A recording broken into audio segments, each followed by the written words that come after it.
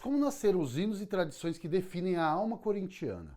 Quem foram os responsáveis por eternizá-los?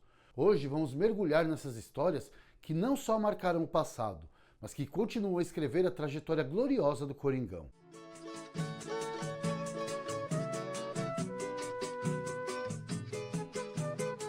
As tradições são a conexão entre o clube e a torcida. E entre as diversas tradições que percorreram a história do Corinthians, uma das mais marcantes são os hinos. E o primeiro hino oficial do Corinthians surgiu em 1930, um ano marcante, pois foi quando o Corinthians conquistou pela segunda vez o tricampeonato paulista. Esse hino, que inicialmente era uma marchinha de carnaval, foi oferecido a Felipe Colonna, que era o presidente do Corinthians na época. Esse hino recebeu simplesmente o nome de Corinthians. A letra foi escrita pelo pianista Eduardo Domen e a música composta pelo violonista La Rosa Sobrinho. A gravação foi realizada pela gravadora Parlophone, que produziu um compacto interpretado pela dupla Guarani e Pirajá, acompanhado pela Orquestra Paulistana. O hino é esse que vocês estão ouvindo de fundo.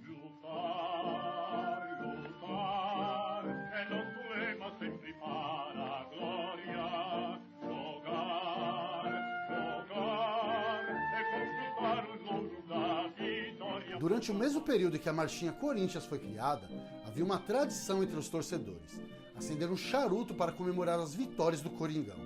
Essa prática surgiu mais ou menos entre 1920 e 1922, quando alguns torcedores notaram que um homem que sempre frequentava as partidas e ficava sempre no mesmo lugar das arquibancadas acendia um charuto a cada gol do Corinthians. Esse homem era o corintiano José da Costa Martins, que tinha pouco mais de 30 anos na época.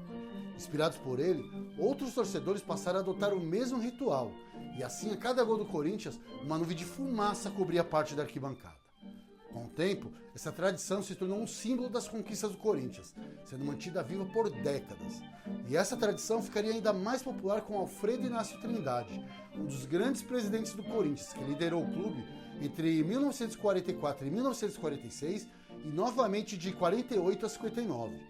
Trindade foi um dos presidentes mais longevos da história do Coringão, e ele também era um grande adepto do charuto. Outro personagem notável que ficou conhecido por essa prática foi Chico Mendes, um folclórico torcedor corintiano dos anos 60 e 70, que também atuou como diretor do Corinthians. Chico Mendes não só popularizou a tradição do charuto, como também foi responsável por criar ou popularizar o icônico grito de guerra "Vai Corinthians!", que até hoje ecoa nos estádios e é conhecido por todos, inclusive por nossos adversários. Por coincidência, no mesmo ano em que o primeiro hino do Corinthians foi criado, o Timão conquistou o título que daria nome ao segundo hino, o Campeão dos Campeões. Ele surgiu de um confronto promovido pela PEA, que colocou frente a frente o campeão paulista e o campeão carioca de 1929. Naquela época, os campeonatos regionais eram as competições mais importantes do Brasil, já que não existia o torneio Rio-São Paulo e muito menos o Campeonato Brasileiro.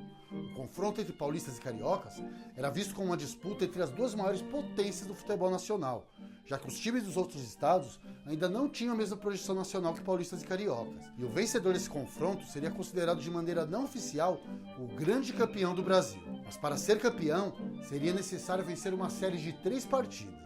E o primeiro jogo foi realizado no Parque São Jorge, e o Corinthians venceu por 4-2, com 2 gols de Filó, 1 de Gambinha, e o quarto gol foi marcado por De Maria. Curiosamente, De Maria é também o autor do primeiro gol da história do estádio Alfredo Schuring, marcado em 1928 durante um empate em 2-2 com a América do Rio, na partida inaugural do estádio. Esse gol histórico foi feito aos 29 segundos do primeiro tempo, imortalizando De Maria na história do Corinthians. O segundo jogo contra o Vasco foi disputado em São Januário, que na época era o maior estádio da América do Sul. Se o Corinthians vencesse, a taça já estaria garantida. Porém, o Vasco abriu o placar no primeiro tempo e buscava cada vez mais ampliar a vantagem. O Corinthians, por sua vez, se segurava com as grandes defesas do goleiro Tufi, que teve uma atuação simplesmente espetacular. Mas o ataque do Corinthians atacava poucas vezes, estava apático e não conseguia ameaçar a defesa vascaína. No segundo tempo, o Corinthians começou a atacar cada vez mais, só que aos 15 minutos, o Vasco conseguiu ampliar o placar para 2-0. Esse resultado permaneceu até os 27 minutos, quando De Maria diminuiu a diferença, marcando o primeiro gol do Corinthians na partida. Com o placar em 2-1, o Corinthians intensificou a pressão e conseguiu empatar aos 35 minutos com o gol de Pérez. Mesmo com o empate, o título ainda não estava decidido, pois haveria necessidade de uma terceira partida se o placar permanecesse igual. Mas aos 37 minutos, Gami acertou um chute de fora da área e fez gol da virada, dando ao Corinthians a vitória por 3-2. E no final do confronto entre os campeões das ligas mais fortes do Brasil, o Corinthians se consagrou como campeão dos campeões.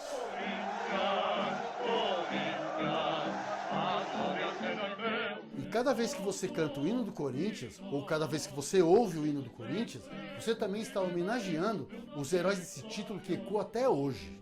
Em 1955, quando a marchinha Corinthians ainda era oficial, surgiu uma canção que se tornou muito popular entre os corintianos. Eu estou falando da música Campeão dos Centenários, que marcou as conquistas de 1922 e 1954, duas das maiores conquistas da história do Corinthians. A música foi composta por Billy Blanco e interpretada por Jamelão, um dos maiores nomes da história da Mangueira. Não chegava a ser um hino, mas ficou muito famosa na época, e uma das causas da fama é bem curiosa. O compositor Lamartine Babo, que compôs as letras dos 6 clubes grandes do Rio, tinha recebido a tarefa de compor um novo hino para o Coringão, mas ele recusou a proposta porque não conseguia fazer alguma rima com a palavra Corinthians. E a música de Jamelão acabou sendo uma resposta ao problema de Lamartine. Soltei o mosqueteiro no gramado pra ser chamado Corinthians do Centenário, bicampeão. O hino atual do Corinthians também teve origem como marchinha de carnaval e foi criado em um momento de grande importância para o clube, pois o Corinthians acabava de conquistar seu 13º Campeonato Paulista, consolidando sua supremacia no estado. Intitulado Campeão dos Campeões, esse hino teve a letra escrita pelo radialista Lauro Dávila e a música composta pelo maestro Edmundo Russomano.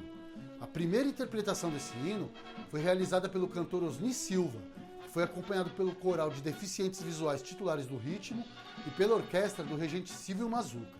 A versão que vocês estão ouvindo de fundo é justamente essa.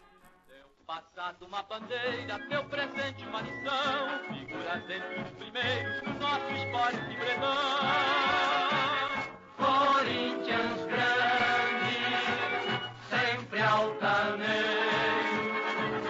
és do Brasil, o clube mais brasileiro. Além do hino Campeão dos Campeões, esse disco também incluía a saudação ao Corinthians Paulista, uma homenagem ao time campeão paulista de 1951, que foi a primeira equipe na história a ultrapassar a marca de 100 gols no Campeonato Paulista. Essa saudação ao Corinthians foi dirigida por Oswaldo Molles com locução do radialista Otávio Muniz. Esse foi o primeiro disco produzido pela gravadora RGE, que até então só se dedicava a produzir jingles. O Campeão dos Campeões rapidamente caiu no gosto popular e acabou substituindo o hino antigo, permanecendo popular até os dias de hoje. E esse hino é realmente amado pelos corintianos, tanto que é possível encontrar diversas versões, em ritmo de samba, de rap, de rock e em diversos outros gêneros. A versão que eu mais gosto é uma versão oficial da banda do Corpo de Bombeiros do estado da Guanabara. Foi gravada em 1976. Deixe nos comentários qual é a sua versão preferida e não se esqueça de dar um like e se inscrever no canal para continuar acompanhando mais histórias incríveis sobre o Corinthians. Passado uma bandeira, teu presente uma lição, figuras entre os primeiros do nosso esporte bretão.